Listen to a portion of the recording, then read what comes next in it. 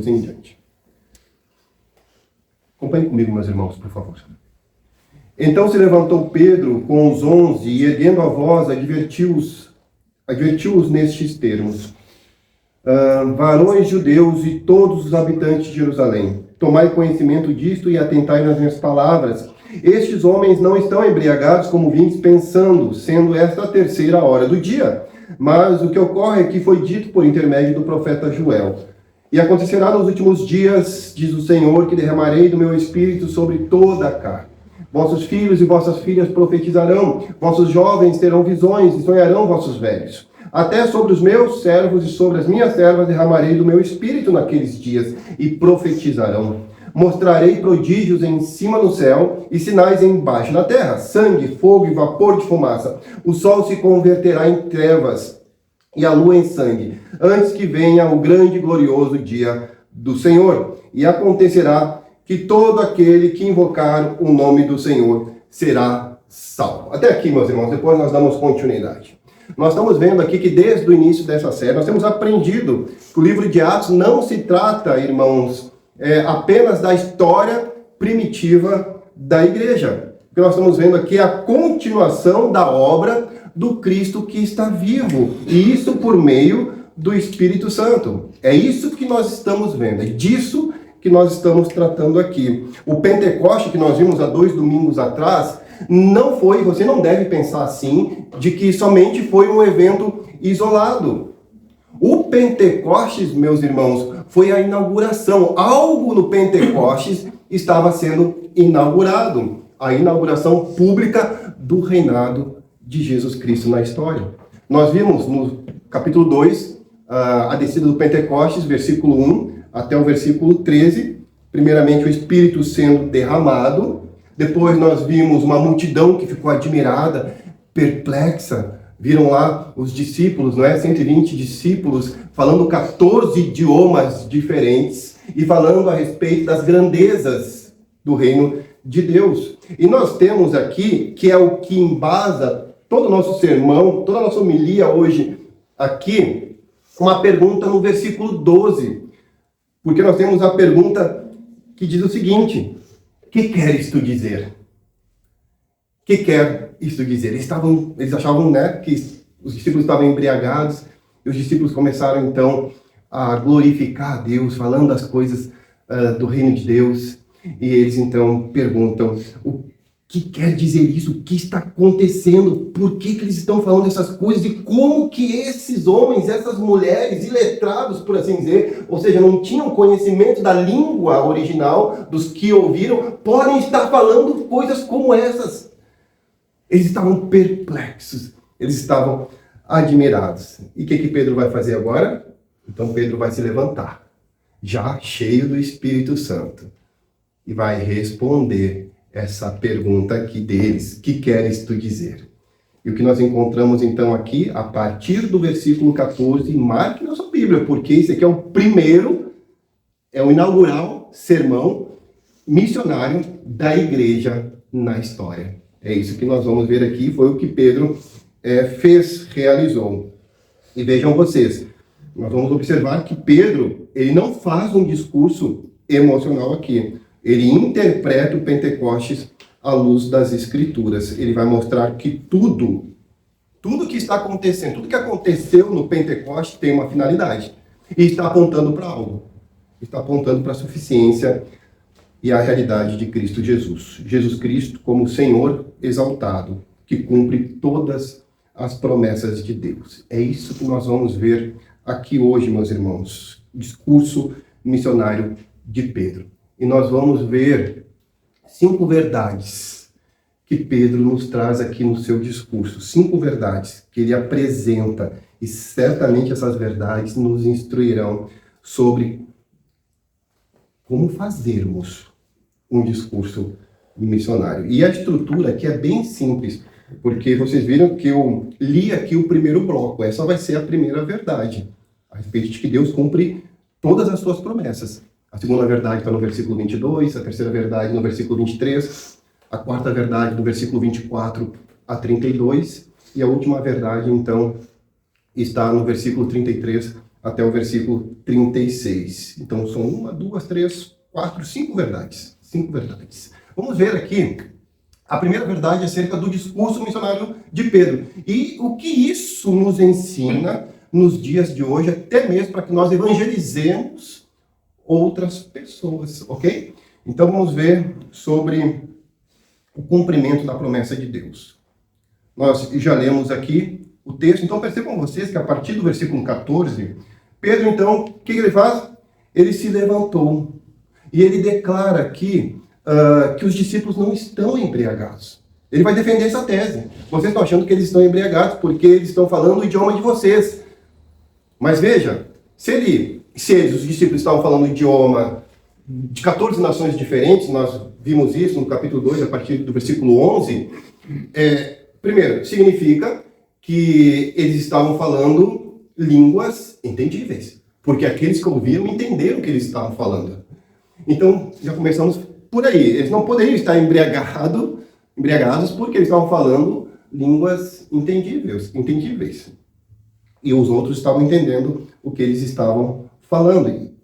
E um motivo muito óbvio, não é? Eu não creio que alguém que está embriagado, alguém que está fora de si, assim como Paulo mesmo já adverte já em 1 Coríntios, né, que alguns chegavam por falar línguas não entendíveis, em êxtase, estavam amaldiçoando a Cristo Jesus. Então, normalmente, não acontece, né, quando alguém está embriagado, vai falar a respeito, coisas concernentes a respeito do reino de Deus, glorificando a Deus, adorando a Deus, quando mais em outro idioma, não é verdade?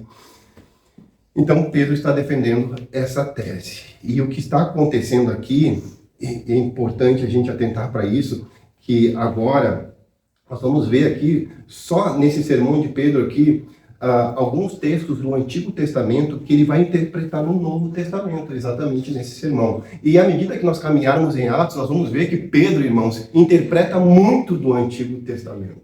Amanhã em Cruz Alta, por exemplo, eu vou ministrar no capítulo 4 de Atos. E lá também ele traz outras interpretações acerca de outros textos do Antigo Testamento. Agora, interessante. Então, o que Pedro fez? Ele se levanta e ele declara, ele adverte lá os varões judeus, no versículo 14 ainda, mas veja, ele não fala somente para os varões judeus, para os homens judeus, para aqueles que nasceram em Israel. Ele também se reporta aos habitantes de Jerusalém. Os habitantes de Jerusalém, em razão da festa da Páscoa, que houve a descida do Pentecostes, não é? Estavam em Jerusalém, ou seja, prosélitos de outras nações que haviam se convertido ao judaísmo estavam lá em Jerusalém. Então veja que ele direciona a sua fala para os varões judeus e também para esses todos que lá estão, que ouviram os seus idiomas, não é? Ouviram dos discípulos nos seus idiomas o Pentecostes. E isso é importante por quê? Porque nós vamos ver no versículo 22 outra informação de Pedro, ou outro direcionamento da fala de Pedro. Nós vamos ver isso mais adiante.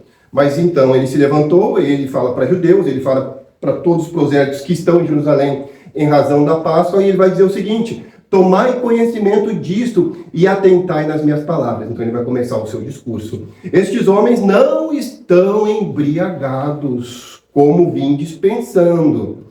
Mas o que está acontecendo? Se eles não estão embriagados, certamente os judeus iriam compreender e entender o que Pedro estava falando, porque na sequência ele vai dizer o que está acontecendo. Primeiro ele faz aqui a menção de que esta é apenas a 3ª hora do dia, 9 horas da manhã. Contudo, o que está ocorrendo aqui é o cumprimento da profecia de um profeta que todos nós conhecemos. Joel, capítulo 2, versículo 28. E aí, o que ele começa falando aqui no versículo 17? E acontecerá nos últimos dias, diz o Senhor, que derramarei do meu espírito sobre toda a carne, filhos, filhas profetizarão, jovens terão visões, velhos sonharão, e assim por diante. Meus irmãos, essa expressão é muito importante nos últimos dias. Talvez hoje eu e você entendemos o que isso significa, os últimos dias, depois da vinda de Cristo Jesus. Nós estamos vivendo os últimos dias, nós estamos nos fins dos tempos, Nós temos um certo entendimento a respeito desse termo aqui. Os judeus também tinham, mas não como nós pensamos. Então, quando Pedro ele traz à luz aqui o cumprimento da profecia de Joel, e ele começa falando aqui nesses termos, nos últimos dias, certamente foi um conflito mental, tanto na mente quanto no coração dos judeus. Por quê? Porque todo Antigo Testamento, diversos profetas anunciaram os últimos dias. Anunciaram os fins dos tempos. Não foi só Joel. Joel foi apenas um dos profetas. Outros profetas, ao longo de todo o Testamento, estavam anunciando. Então, pensa com a cabeça de um judeu, irmãos. Quando o Senhor falava por meio dos profetas que estava para chegar os últimos dias, o que eles pensavam por estarem sob a tirania de Roma? Que nós vamos ser libertos de Roma. Os últimos dias significa que Israel vai voltar a ser a nação única do Senhor, do Deus vivo, somente governado por Ele, a teocracia que deveria sempre ser assim. Eles não pensavam como nós estamos pensando hoje, a vinda de Jesus Cristo. E Pedro está dando a correta interpretação para eles do que significava os últimos dias que os profetas do Antigo Testamento estavam ou anunciaram, no passado. Eles certamente entenderiam que Deus restauraria o seu povo, que Deus derramaria, sim, do seu Espírito, que Deus estaria estabelecendo o seu reino. Veja, irmãos, e Pedro está dizendo para eles, esse tempo chegou. Só que eles não estavam entendendo como nós hoje entendemos. O que Pedro estava dizendo para eles, olha, está chegando, esse tempo chegou. A inauguração do reino que os profetas do passado profetizaram, chegou. Mas o reino é espiritual. O reino é um reino messiânico. O Espírito agora é derramado sobre todo o povo de Deus, não somente a nação étnica de Israel. Ele fala seus filhos, filhas, ele fala de jovens, ele fala de servos. Ele está falando de universalidade da descida do Espírito Santo, não apenas para a nação de Israel. Como é que está a mente dos judeus naquela época, fervilhando? Como assim? Veja, irmãos, porque o Pentecoste trata exatamente disso. Pentecoste não se trata de vento, não se trata de fogo, não se trata de línguas. Não se trata disso, se trata da missão. Vocês vão ser capacitados para cumprir a missão no mundo. Vocês vão ser minhas testemunhas, habilitados pelo Espírito Santo para falarem das coisas concernentes do reino de Deus no mundo. Os judeus, como que estava a cabeça deles? É o que Pedro está explicando para eles. Está falando acerca do reino inaugurado, o Cristo que reina. Ele está falando de uma nova criação. Então isso é muito importante, irmãos, nós entendemos, porque os judeus acreditavam que a restauração de Israel seria através de um rei político, um reino material, um reino físico. E Pedro está dizendo para ele, olha, está se cumprindo o que foi dito pelos profetas, mas não como vocês acham que é.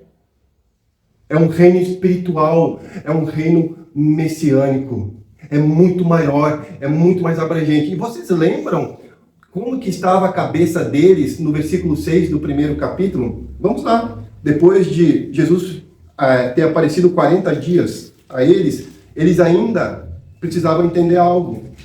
Nós já passamos por isso, apenas a título de reforço. Como estava a cabeça dos judeus. Porque se os próprios discípulos não haviam entendido ainda a vinda de Cristo, quanto mais os outros que vivem em Jerusalém. Então, no versículo 6 do primeiro capítulo, diz assim: os que estavam reunidos lhe perguntaram, Senhor, será este o tempo em que restaures o reino a Israel?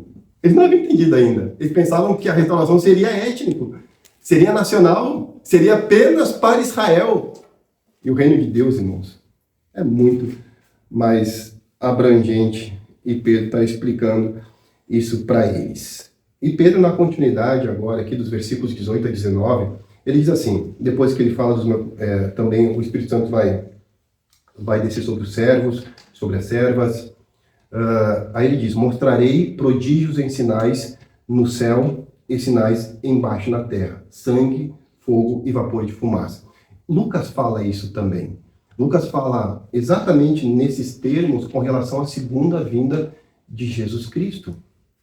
E no versículo 20, ele vai dizer assim, aí ele fala da inauguração do reino de novo.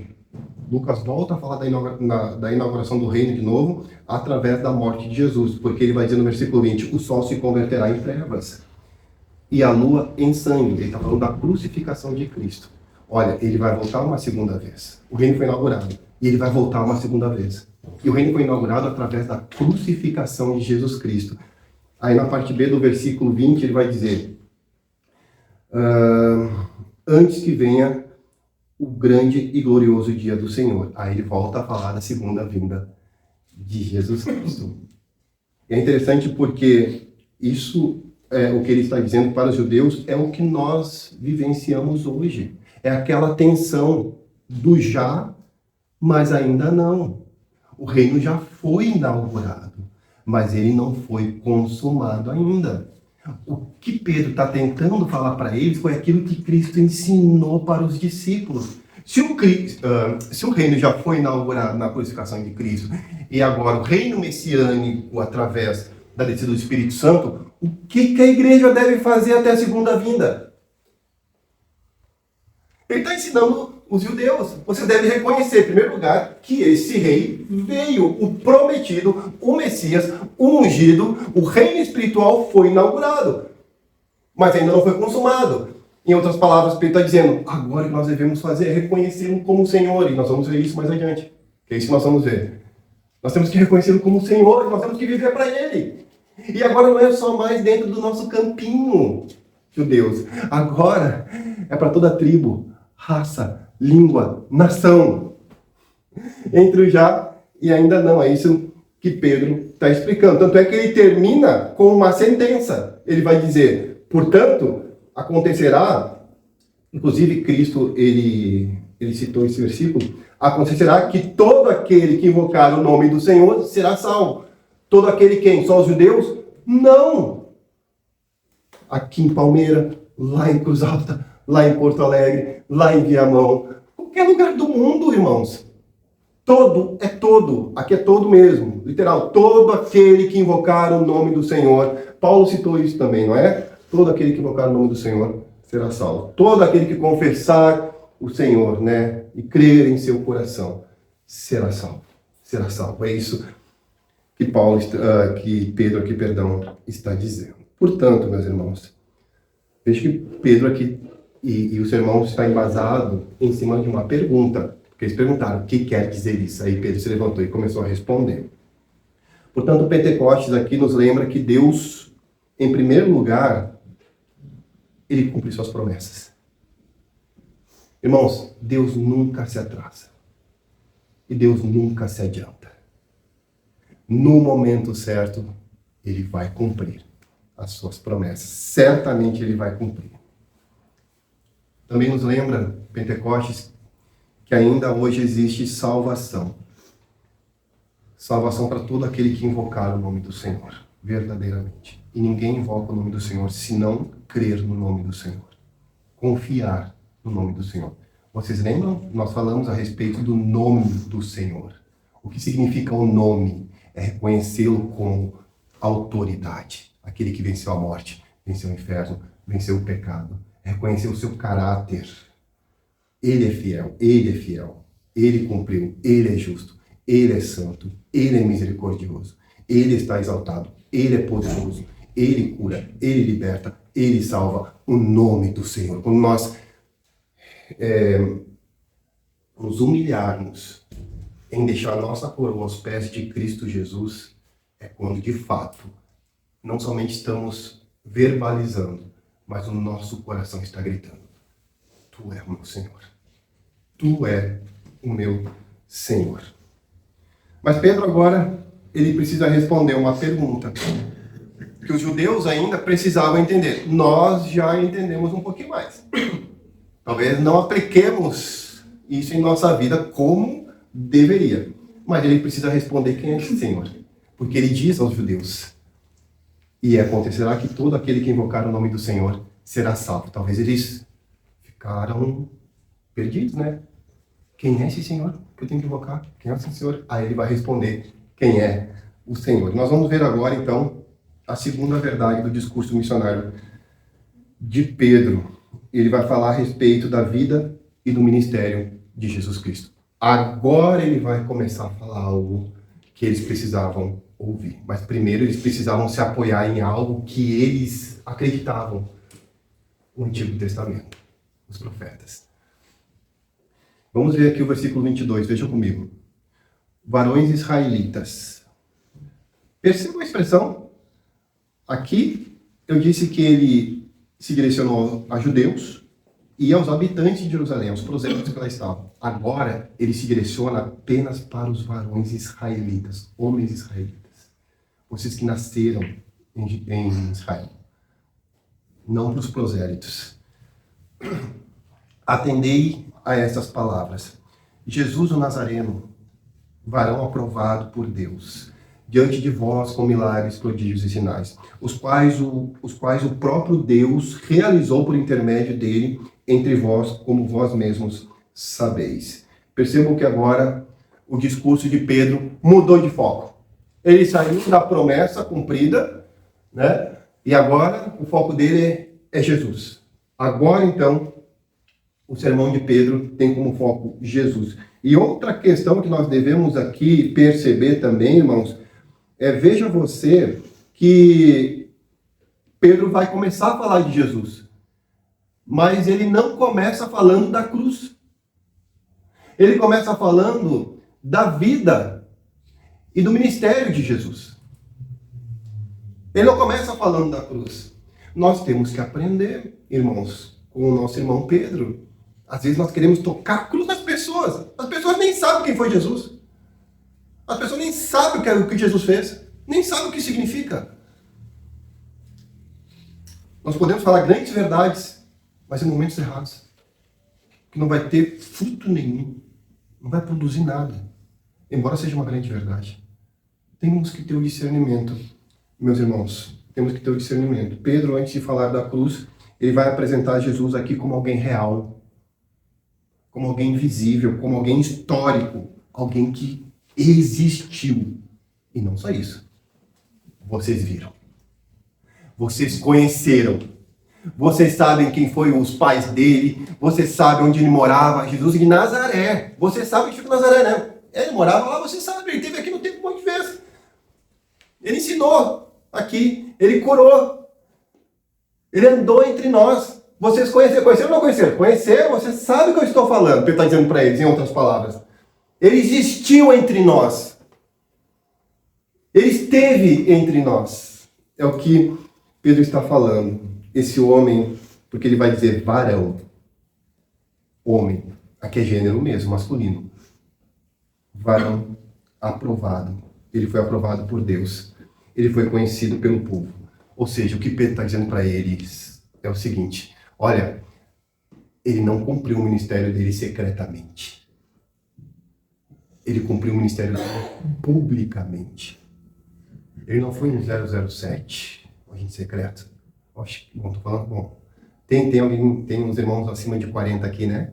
Que conhecem 007, né? Os mais novos não sabem o que significa, né? O agente secreto. 007. Não, mas o ministério de Cristo aconteceu publicamente, irmãos. Eles sabiam disso. Jesus ensinou publicamente. Jesus pregou publicamente. Jesus curou publicamente. Ele libertou os oprimidos. E os milagres que Jesus fez não eram espetáculos. Todos os milagres apontavam para algo. Apontavam para o reino. O reino. Cada cura anunciava a restauração. Cada restauração anunciava a vitória sobre as trevas. E cada milagre revelava que o Messias prometido havia chegado. Tudo apontava para o reino, irmãos. Tem a ver com o reino de Deus, não tem a ver com o nosso reino. Portanto, da nossa boca, quando formos falar assuntos acerca de Deus. Não devemos pensar em nós, ou nas nossas coisas, ou no nosso testemunho, embora isso tem momentos para isso. Mas o foco é o reino de Deus. É Cristo, é o reino de Deus. Pedro mostra que Deus autenticou publicamente quem Jesus era.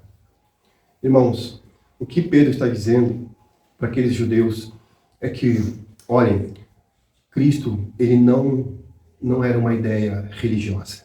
Ele existiu entre vocês. Ele fez muitas coisas que vocês viram ele fazendo. Ele é o Filho de Deus que entrou na história para salvar pecadores e estabelecer seu reino. Só que Pedro está respondendo também a questão de quem é o Senhor. Então ele está dizendo, ele fala da vida e do ministério de Jesus. Vocês sabiam quem é esse homem, vocês conheciam ele. Contudo, agora vem um escândalo para os judeus. Paulo já fala isso lá em Coríntios, não é? Porque à medida que Pedro está falando a respeito da vida e do ministério de Jesus, não era concebível na mente de um judeu como que um Deus vai morrer como um malfeitor. Como que um Deus, um Messias, vai morrer na cruz. E aqui, irmãos, nós temos a terceira verdade. O discurso missionário de Pedro aponta para o sofrimento e a morte de Jesus Cristo. E eu queria que você acompanhasse comigo o versículo 23. Diz assim, sendo este entregue, vejam, esse que vocês conheceram, que realizou tudo isso que já falei aqui, ele foi entregue, mas ele foi entregue pelo determinado desígnio e presciência de Deus, veja a soberania de Deus. Mas ao mesmo tempo, vocês são responsáveis. Vós o matastes, crucificando pelas mãos dos romanos, por mãos iníquas. Ao qual, porém, aqui é o versículo 24, e nós vamos caminhar mais para frente no versículo 24 em instantes. Então vejam, quando Pedro fala para eles o seguinte, irmãos, sendo este, ou seja, Jesus, que vocês sabem quem ele é, ele foi entregue pelo determinado desígnio e presciência de Deus. O que ele está dizendo, ele vai dizer, né, vós crucificastes. Veja, a cruz não foi um acidente. Embora vocês sejam responsáveis, mas a responsabilidade de vocês estava debaixo das mãos soberanas de Deus. Portanto, a cruz não foi um acidente. A cruz não é um fracasso. A cruz não é uma derrota. A morte de Jesus Cristo na cruz do Calvário fazia parte do plano soberano de Deus. E vocês foram responsáveis por isso. Vocês foram responsáveis por isso. Ao mesmo tempo, Pedro aqui está afirmando a soberania de Deus e a responsabilidade humana. Vós o matastes. Vós o matastes. E aqui, irmãos, não é inegável. Nós não podemos fazer teologia sem pensar nessas verdades aqui. Quais? Deus é um Deus soberano, sem sombra de dúvida. Ele governa soberanamente tudo e todos. Mas o homem continua sendo responsável pelo seu pecado. Como coordenar essas duas coisas na mente? Não sei. O fato é que as Escrituras, ela apresenta isso para nós. Deus é um Deus que governa tudo, domina tudo, preside tudo. Tanto é que nós estamos vendo aqui. E mais adiante, lá no capítulo 4, nós vamos ver de novo isso. A respeito da soberania de Deus. E a respeito da responsabilidade humana. Deus continua sendo soberano porque desde a eternidade tem os seus decretos envolto da história da redenção. E mesmo usando os instrumentos de Deus, os seres humanos, por meio da sua queda, das suas falhas, dos seus erros, ele cumpre os seus propósitos, mas não os isenta da responsabilidade. Não é verdade? Lembram de José? José foi vendido pelos irmãos. Depois, lá adiante, Gênesis 50, o que José vai dizer? Não se preocupe, meus irmãos. Isso estava tudo dentro da soberania de Deus. Claro, José falou isso em outras palavras, não é? Vocês me intentaram mal. mas Deus tornou em bem.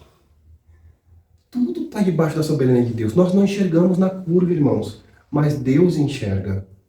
Deus tem... Por isso que a Bíblia vai dizer que os planos do Senhor são maiores do que os nossos. Que os caminhos do Senhor são maiores do que os nossos. Nós achamos pretensiosamente que temos o domínio das coisas em nossas mãos. Nós não temos. Nós não temos. Então essas duas verdades, soberania de Deus, responsabilidade humana. Os homens crucificaram Jesus, mas Deus usou justamente essa cruz que eles promoveram a Cristo Jesus para que então fosse realizada a salvação deles. Fique aqui para nossa cabeça ilógico, irmãos. Nós matarmos alguém que por meio dessa morte nós somos salvos. E se não fosse assim, nós não seríamos salvos. Ninguém poderia se salvar. Que graça é essa?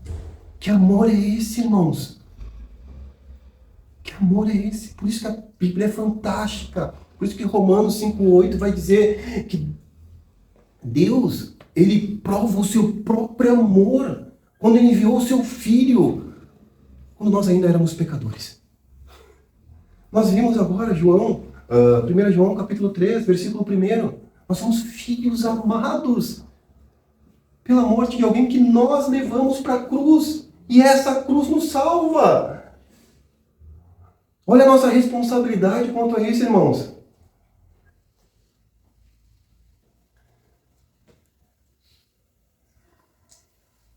A morte não foi o fim da história.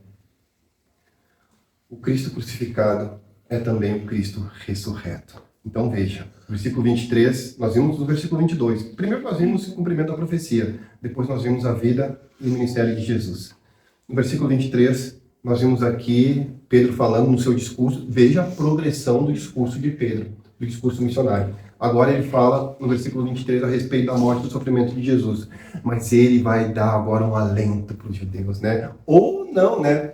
Porque certamente a cabeça deles está explodindo. Porque agora ele vai dizer, olha, esse Jesus que vocês mataram e que vocês foram instrumentos de Deus, né? Estava debaixo da soberania de Deus. Esse Deus ressuscitou Jesus. Veja a cabeça deles como estava. Então eu quero que você acompanhe comigo, que nós vamos falar agora a respeito do triunfo e da ressurreição de Jesus. E nós vamos ver isso dos versículos 24 até o 32. Então acompanhe comigo. Ao qual, porém, Deus ressuscitou, rompendo os grilhões da morte, porquanto não era possível fosse ele retido por ela. Porque a respeito dele, diz Davi, diante de mim via sempre o Senhor, porque está à minha direita, para que eu não seja abalado. Por isso se alegrou o meu coração e a minha língua exultou. Além disto, também a minha própria carne repousará em esperança, porque não deixará a minha alma na morte, nem permitirás que o teu santo veja a corrupção. Fizeste-me conhecer os caminhos da vida, encher-me-ás de alegria na tua presença. Irmãos, seja-me permitido dizer-vos claramente a respeito do patriarca Davi, que ele morreu e foi sepultado, e o seu túmulo permanece entre nós até hoje. Sendo, pois, profeta e sabendo que Deus lhe havia jurado que um dos seus descendentes se assentaria no seu trono, prevendo isto, referiu-se à ressurreição de Cristo, que nem foi deixado na morte, nem o seu corpo experimentou corrupção. A este Jesus Deus ressuscitou, do que todos nós somos, então, testemunhas. Pedro agora, irmãos, apresenta a grande evidência de que Jesus é o Messias. Percebam que ele já falou de Joel, agora ele cita um salmo, o Salmo 16. Depois, mais adiante, nós vamos ver que ele cita outro salmo, o Salmo 110. E nós temos até o capítulo 9, mais ou menos, Pedro falando muitas coisas a respeito do Antigo Testamento. Mas então ele diz aqui, no versículo 4, que Deus ressuscitou, o qual Deus ressuscitou, porque a morte não conseguia reter Jesus Cristo. Por quê? Porque ele é o Messias. Ele é a inauguração do reino messiânico. Ele é o ungido do Senhor. Ele é o Filho de Deus. Ele é o prometido. Ele é o justo. Ele é o que nós estávamos esperando.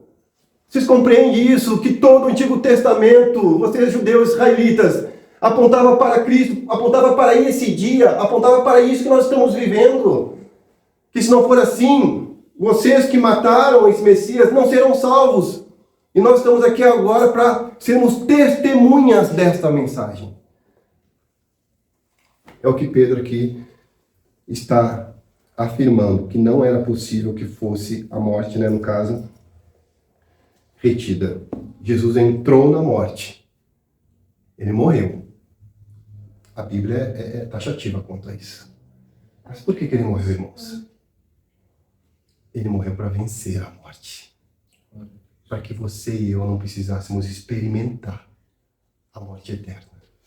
Aqueles que mataram o autor da vida, e Pedro usa essa expressão no capítulo 3, depois da cura do coxo. Vocês mataram o autor da vida. Ele vai fazer um outro discurso muito parecido com esse. E nós podemos nos encaixar naqueles que estavam gritando: crucificam, crucificam, crucificam, crucificam. Foi pelo meu e o teu pecado que Cristo morreu naquela cruz. Nosso pecado levou para a cruz, para que hoje nós pudéssemos ter vida, vida eterna. E ele está ensinando isso para os israelitas. E aí Pedro cita o Salmo 16. E ele mostra que o Salmo 16 ele interpreta. Então veja, você quer saber o que significa o Salmo 16? Lê Pedro. Ele está interpretando o Salmo 16. O Salmo 16 não se trata de Davi. Quem escreveu o Salmo 16 foi Davi. Mas não se trata de Davi. Se trata de Cristo Jesus. Davi aqui, quando escreveu o Salmo 16, que é um salmo messiânico, portanto, estava profetizando acerca de Jesus Cristo. Tanto é que ele vai dizer ali: não permitirás que o teu santo veja corrupção. No versículo 27, ele diz aqui: porque não deixarás a minha alma na morte, nem permitirás que o teu santo veja corrupção. Como nós estamos dentro do bloco da ressurreição, então a gente pode atentar aqui para esse versículo e podemos então concluir a interpretação de Pedro a respeito de que o salmo está sendo sobre Jesus Cristo. E Pedro vai explicar agora aqui, na sequência, exatamente isso. Porque ele vai dizer: irmãos, versículo 29, seja-me permitido dizer. Agora perceba, ele começou no versículo 14, varões judeus e todos os habitantes de Jerusalém. E aí no versículo 22 ele diz, israelitas. Agora como é que ele chama os judeus? Irmãos. Meus irmãos, seja-me permitido dizer-vos claramente, então, a respeito do patriarca Davi, que ele morreu e foi sepultado. Olha o contraste. Davi morreu e foi sepultado. E de lá não saiu, não ressuscitou. Ele está fazendo contraste com Cristo, que a morte não pôde retê-lo e que foi ressuscitado. O seu corpo não viu corrupção. Aí ele continua dizendo: e o seu túmulo permanece até hoje entre nós. Davi morreu, irmãos, e foi sepultado. Portanto, o salmo aponta para o Messias. Cristo, de fato, como eu disse, morreria, mas ele ressuscitou, ou ressuscitaria antes que seu corpo, então, experimentasse a corrupção. A ressurreição não contradiz as Escrituras. Isso é importante no contexto, nós entendermos aquilo que Pedro está falando para os judeus e como que eles estavam absorvendo ou assimilando o discurso de Pedro. A ressurreição não contradiz as Escrituras, porque certamente há um escândalo nessa declaração. O Messias morreu. Deus morreu. O Senhor de tudo e de todos morreu. Como assim? Ou ele é poderoso ou ele não é poderoso. Ou ele é Deus ou ele não é Deus. Como pode um Deus morrer? Mas Pedro está explicando isso para eles. E nós vamos ver mais adiante agora a respeito da exaltação. Ainda não. Mas a ressurreição não contradiz de modo nenhum as Escrituras. Muito pelo contrário. Ela cumpre as Escrituras, irmãos. Nós temos que nos apegar a isso. É um alento para a igreja. Isso, de certa forma, irmãos, é um consolo, é um conforto para a igreja. Nós não temos um sumo sacerdote que não se compadeça das nossas dores, porque ele experimentou as nossas dores. Ele sabe o que é padecer. A Bíblia diz que ele foi homem de dores. Por isso nós podemos recorrer a ele. Por isso, de certa forma, Pedro não está falando explicitamente isso, mas implicitamente está dizendo, olha, ele ressuscitou Ele foi varão, homem, vocês conheceram ele.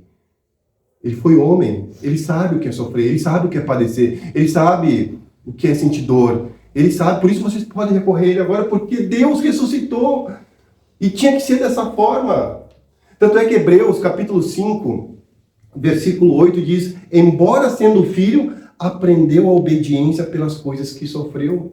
Por isso, irmãos, nós podemos chegar diante do trono da graça confiadamente, para que alcancemos socorro em ocasião oportuna, porque o nosso Redentor está vivo.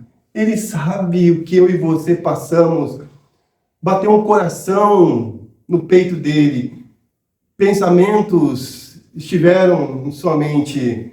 Cansaço, fome, choro. Por isso, irmãos, nós somos as pessoas mais felizes do mundo. Porque tamanha graça que nos alcançou, nós que levamos o nosso rei para a cruz, somos responsáveis. Mas foi através dessa cruz que obtivemos o perdão dos nossos pecados. E não só isso, nós podemos recorrer ao nosso rei, porque Deus ressuscitou o nosso rei que nós matamos. E através do poder dele, que está exaltado, coroado, vitorioso, nos céus de glória, nós podemos encontrar socorro em ocasião oportuna. Não estamos, irmãos, jogados às traças. Não somos filhos de chocadeira, irmãos. Nós temos nosso Deus e podemos sempre recorrer a Ele.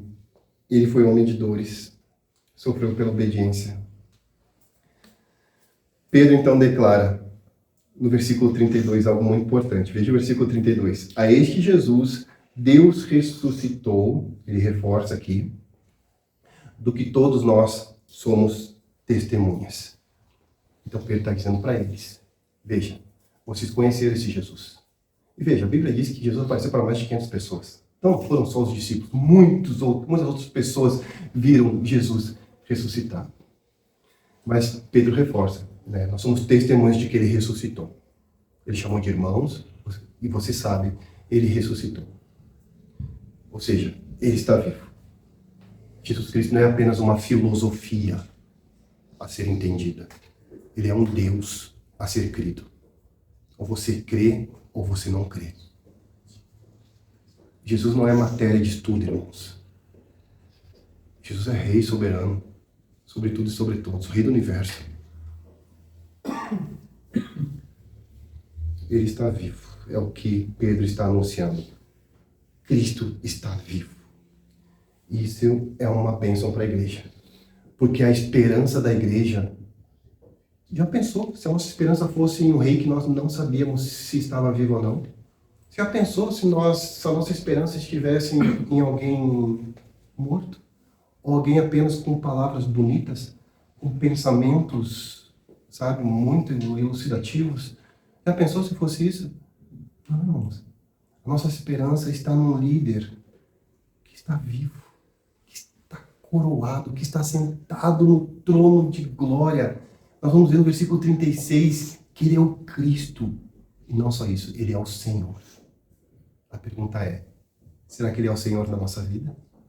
Saber sobre isso é informação, mas viver isso na prática, tê-lo como centro do nosso coração é bem diferente. Conhecer isso e não ter reverência não é adoração. Não é adoração. Então Pedro está dizendo que ele ressuscitou. E porque ele ressuscitou, olha o discurso de Pedro. E porque ele ressuscitou, foi que aconteceu o Pentecostes. Porque se ele não tivesse ressuscitado, ele não teria enviado o Espírito Santo. Vocês só estão vendo o que estão vendo, porque exatamente esse discurso que eu estou falando para vocês, é verdade, ele ressuscitou. Ele está vivo. Por isso que ocorreu aqui o Pentecostes. Ele está exaltado, e Pentecostes é a consequência direta desse Cristo aqui que está entronizado. E aí nós vamos então para a última verdade do discurso missionário de Pedro. Então veja, nós estamos falando aqui a respeito, irmãos, do discurso missionário, o primeiro discurso missionário da igreja. Pedro falou a respeito da profecia cumprida, não é? Pedro falou da vida, do ministério de Jesus. Pedro falou da morte, do sofrimento de Jesus. E Pedro falou da ressurreição de Jesus. E se ele falou da ressurreição de Jesus é porque ele tinha um foco, uma finalidade. Qual? Que ele está exaltado nos céus. Ele está sentado no trono de glória. É o que ele vai dizer agora. Ele vai falar sobre a exaltação e o reinado de Jesus. E acompanhe comigo o versículo 33, do 33 ao 36. Exaltado, pois, à destra de Deus, veja, exaltado agora, à destra de Deus, tendo recebido do Pai a promessa do Espírito Santo, derramou isso que vedes e ouvis. Só está acontecendo no Pentecoste como consequência da exaltação de Cristo Jesus.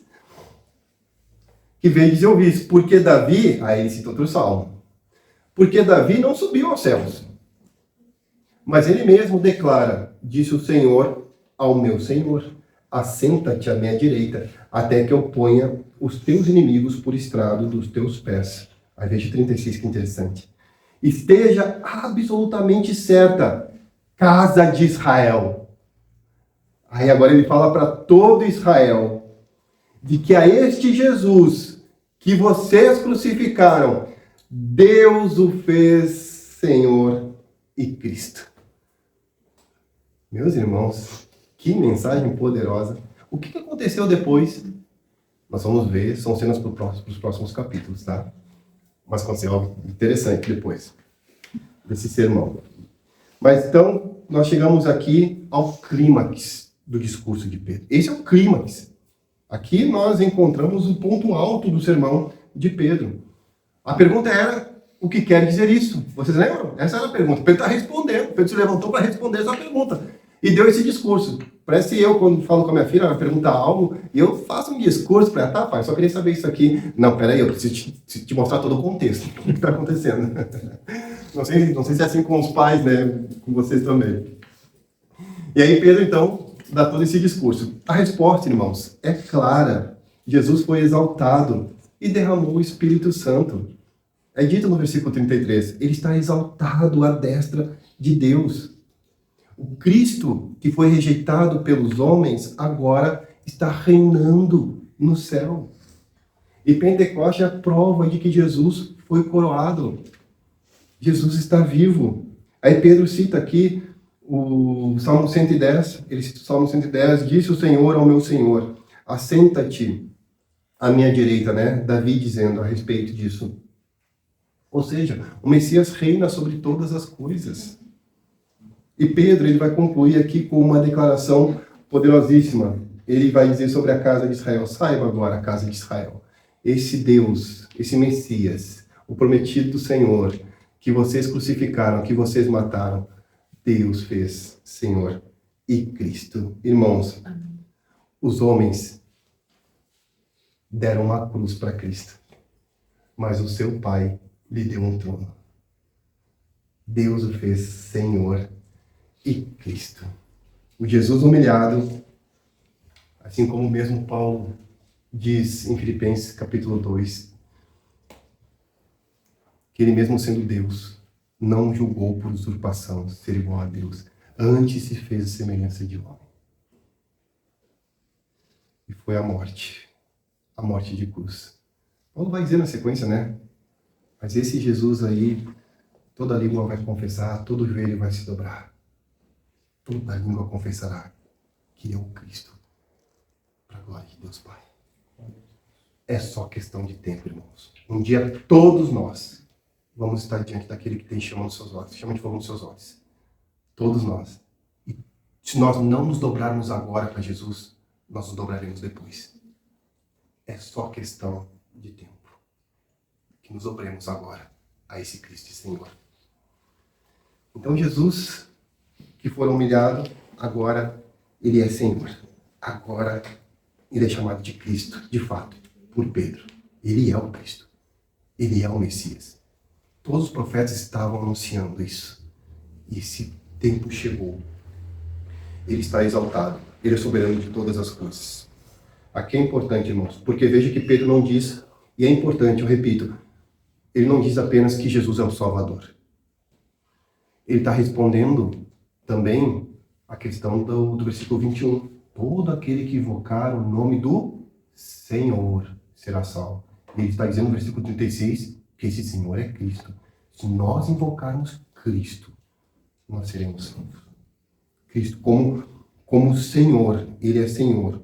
Então o Evangelho não nos chama apenas para admirar essas coisas, mas nos chama para nos rendermos ao senhorio de Cristo Jesus. E faça um exercício rápido, rapidinho, na sua mente. Quem é o Senhor da sua vida? Quem é o Senhor da sua vida quando nós nos confrontamos com coisas em que temos que escolher entre obedecer às Escrituras ou então fazer o nosso desejo? O que tem tomado a centralidade de Cristo no nosso coração? Cristo não é somente o Salvador, irmãos. Cristo deve ser o Senhor de toda a nossa vida. De toda a nossa vida, meus irmãos. Por isso nós devemos nos humilhar. Por isso nós devemos tirar nossa coroa e colocar aos pés da cruz. Por isso nós precisamos depender, precisamos confiar. Por isso nós precisamos nos debruçar nas Escrituras. Por isso nós precisamos fazer com que nossa fé aumente, se robusteça, se fortaleça, para que dependamos de Cristo, confiemos em Cristo. Porque, irmãos, aqui é muito fácil. Você vai sair daqui, não vai dar uma hora. Você vai ser confrontado. A sua fé vai ser confrontada, pode ter certeza. Por alguma doença, por algum revés, por algum dissabor, por alguma discussão, por algum conflito. Aí que você vai perceber quem está governando a sua vida. Quem está sendo o centro do seu coração. Eu queria concluir, meus irmãos, dizendo o seguinte. Observe aqui o caminho do discurso de Pedro, do sermão de Pedro. O Pentecostes aponta para o cumprimento da promessa, nós vimos isso. E a promessa aponta para quem? Aponta para Cristo Jesus. E a vida de Cristo aponta para onde? Aponta para um reino que não está apenas na nação de Israel, um reino universal. E a cruz aponta para o plano soberano de Deus. A ressurreição aponta para a sua vitória. E aí a sua exaltação, em razão da ressurreição, aponta para o seu reinado eterno. Esse foi o discurso de Pedro. O que Pedro está dizendo? Meus irmãos, tudo converge em Cristo. Tudo converge em Cristo Jesus. E eu repito, então Pedro está respondendo a pergunta do Pentecostes. O que quer dizer isto? Ele está dizendo, olha, isso aqui significa, ou o Pentecostes não significa o vento, não significa o fogo, não significa novamente aqui as línguas. O centro do Pentecostes é Cristo exaltado. É isso que ele termina dizendo. Cristo exaltado, derramando o Espírito Santo sobre sua igreja. Para quê? Capacitando-a para a sua missão. E esse é o significado do Pentecostes, irmão. Qualquer coisa diferente disso não é o Pentecostes. Pentecostes é exatamente isso. Cristo nos capacitando para cumprir a sua missão. A igreja tem uma missão. E se não for na capacitação do Espírito Santo, a habilitação do Espírito Santo, nós não testemunharemos de Cristo. Nós teremos vergonha, nós teremos medo, nós ficaremos pensando na culpa, no pecado, qualquer outra coisa, mas não na missão que temos em Cristo Jesus. Esse é o significado do Pentecostes. E eu gostaria de encerrar com algumas aplicações finais. Gostaria que você prestasse atenção nisso. Diz assim: Deus continua, irmãos, cumprindo suas promessas. Creia nisso. Nenhuma promessa de Deus vai cair por terra. Nenhuma vai falhar. Nenhuma, meus irmãos. Nós temos promessas maravilhosas nas Escrituras para confiarmos em Deus. Uma delas, apenas uma delas. Eis que estou convosco todos os dias até a consumação dos séculos. Nós nunca estaremos sozinhos. Nunca. Pense nisso, é uma promessa. Como a lei dos medos e persas. Irrevogável. Não tem como não ser isso. É isso. O Evangelho continua sendo sobre Cristo, irmãos. A igreja perde a sua essência quando Cristo deixa de ser o centro. O Evangelho é sobre Cristo. A cruz ainda confronta o pecado humano. O problema do ser humano, irmãos, nunca vai ser o externo. Nunca vai ser o que ele faz quando já está visível, quando está latente, quando já está destacado, quando está em relevo. Nunca vai ser esse o problema. O problema vai ser o que motivou a fazer isso. Os pecados ocultos do coração. E a cruz continua confrontando esses pecados. A ressurreição continua sendo nossa esperança. Cristo venceu a morte. E olha que maravilha, né? Nós somos o povo, devemos ser o povo mais feliz do mundo. Porque nós não somos como aqueles que não têm esperança. Aqui não é o fim. Aqui não é o fim, irmãos. Louvado seja Deus por isso. Nós temos esperança eterna. Jesus reina hoje. O Cristo exaltado governa a sua igreja. Sustenta seu povo e consumará seu reino. Só que, irmãos, uma pergunta ainda permanece diante de nós. Nós ouvimos tudo isso. Veja bem, o Evangelho nunca é neutro. O Evangelho sempre exige uma resposta. O Evangelho nunca é neutro. Agostinho de Hipona falava algo muito interessante. Ele dizia: feriste-me com a tua palavra, desde então eu te amei. E quando Deus fere com a palavra, Ele não fere para nos machucar. Ele fere para que a sua graça nos alcance, para que Ele nos console, para que Ele nos cure. Então, nós devemos agora responder a pergunta: o que vamos fazer com tudo que ouvimos? O que faremos com esse Jesus que Pedro disse aos judeus? E eu tenho certeza que você professa isso, que Ele é o Senhor e Ele é o Cristo. Nós cantamos aqui uma música. Como é que é o refrão da segunda música que tu cantou aqui, meu irmão? Dos cânticos aqui? Foi sobre a glória aqui. A Ele é glória. A Ele é glória. Como é que é o refrão? Você lembra? A Ele é glória. Aí tem mais algumas partes. Aí, porque dele e por ele. Você refletiu o que você está cantando? Você refletiu mesmo que tudo é para Ele? Tudo é para Ele mesmo? Toda a sua vida é para Ele mesmo? A Ele é glória? Sério mesmo? Tudo tem sido para a glória dele? Ah, meus irmãos, nós devemos cuidar o que cantamos. Não que não devemos cantar, muito pelo contrário. Que nem Paulo fala com a ceia, não é? Examine a si mesmo, peça perdão e tome a ceia. Mas faça uma análise mais acurada quando formos declarar citações como essa. Será que minha vida tem sido para a glória dele? Ou quem sabe, à medida que o cântico estiver tocando, nós temos que estar pedindo perdão. Senhor, não é tudo para o Senhor, não. Senhor, não é tudo para a glória do Senhor, não. Senhor, eu tenho coisas que eu preciso melhorar. Me ajude, Senhor, me ajude. Reflita. Será mais honesto com Deus. Deus vai lhe ferir, mas lembre-se, Deus vai lhe ferir para lhe curar. Para lhe curar. Porque tudo de fato tem que ser para Deus. Meus irmãos, se hoje ouvires a voz do Senhor, não endureça o teu coração. Deixa Ele trabalhar na sua vida e viva de fato para a glória dele. Vamos orar a Deus. Vamos agradecer a Deus por esse tempo que tivemos de palavra. Pai bondoso, Pai de amor, obrigado pela tua palavra. Ah, Deus, como é bom e agradável saber que nós somos moldados, regulados pelo Senhor.